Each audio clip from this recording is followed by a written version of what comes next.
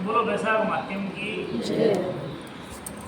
श्रुतदेव जी कहने लगे, भगवान के दर्शन के आनंद में मगन हृदय वाले उस राजा ने तत्काल शीश झुकाकर प्रणाम किया और बहुत देर तक आकुल नेत्रों से विश्व आत्म देव जगदीश का दर्शन करता रहा।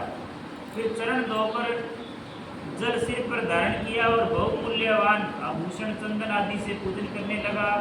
धूप दीप फूल माला नैवेद्य और आत्म समर्पण आदि से विष्णु भगवान को प्रसन्न कर बोला, हे निर्गुण विश्व मूर्ते, आपके चरणाविंद धन्य हैं। ये चरण शरणागतों के पाप दूर करने वाले हैं। तुम्हारे चरणाविंद को भूल तिरसा से व्याकुल अनेक योनियों में भ्रमण करता हूँ। न मैंने दान किया है, न साधु सेवा की है, न तुम्हारी कथा सुनी है।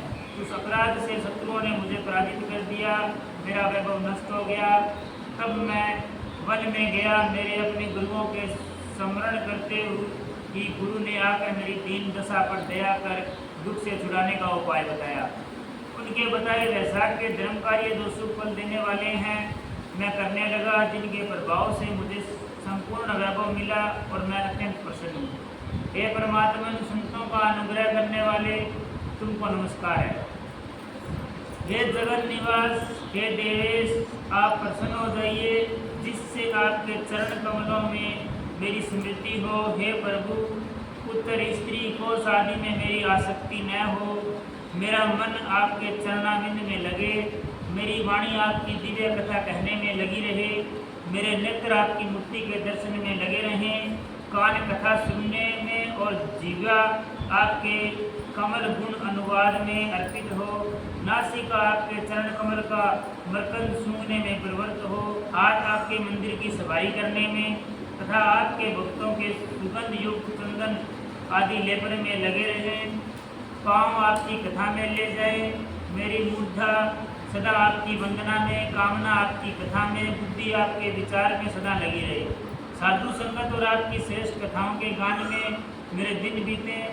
हे प्रभु, एक पल भी आपके प्रसंग बिना व्यतीत ना हो। हे विष्णु, मैं संपूर्ण राज्य पुत्र पुत्र आदि किसी की भी इच्छा नहीं करता हूँ, मैं तो आपके चरण कमल की सेवा का इच्छुक हूँ। राजा की ऐसी स्तुति सुन भगवान प्रसन्न हो, बोले, तुम पाप रहित निष्काम मेरे भक्तों में श्रेष्ठ हो। 10 सहस्त्र वर्ष की तुम्हारी अवस्था हो, दिव्य धन संपत्ति, मेरे दृढ़ भक्ति और अंत में मेरी सयुज्यता मिलेगी।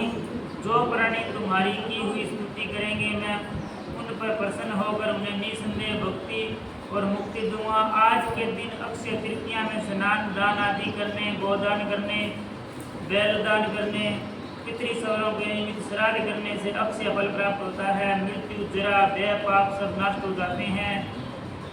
मैं वैशाख उक्त धर्मों से प्रसन्न होता हूँ, जिनके करने से तप अव्यय पद प्राप्त होता है। जो प्राणी मेरे चरणों का स्मरण करेगा, उसे प्रायश्चित की भी आवश्यकता नहीं है। तुम गुरु के उपदेश से वन में आ वैशाख के धर्मों में तत्पर हुए और जगत के नाथ भगवान की आराधना से तुम्हें सब वस्तु प्राप्त हो गई। इस धर्म से प्रसन्न हो, मैंने तुम्हें दर्शन दिया है। अब तुम देवताओं के लिए भी दुर्लभ विचित भोगों को भोगो। देव आदि देव धनार्दन राजा को ऐसा वर दे वहीं अंतर्ध्यान हो गए। तब वह राजा अत्यंत प्रसन्न हुआ। तदंतर गुरु महात्माओं का सत्संग कर नित्य प्रति ज्ञान प्राप्त करने लगा और वासुदेव भगवान के अतिरिक्त किसी को नहीं मानता था। वैशाख को सब धर्मों को बारंबार करने से पुत्र पौत्र आदि की वृद्धि हुई और संपूर्ण मनोरथ को भोग अंत में चक्रपाणी विष्णु भगवान की सयुज्यता को प्राप्त हुआ।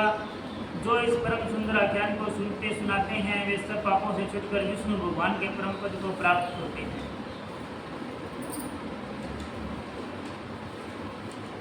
एक और करूं? एक ही। हाँ,